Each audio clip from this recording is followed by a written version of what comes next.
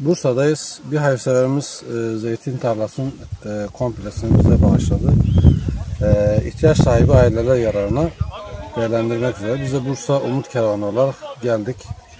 Sağ olsun gönüllerimizle beraber geldik. Burada bir hasat gerçekleştirdik. İnşallah gerçekleştirdiğimiz bu hasadı değerlendirip bizim aileler, muhtaç aileler, yetim aileler yararına inşallah değerlendiririz. Rabbim bu hayırseverimizden razı olsun. Kendi ömrüne, işine, bahçesine bereketler katsın inşallah. Rabbim kendisine razı olsun.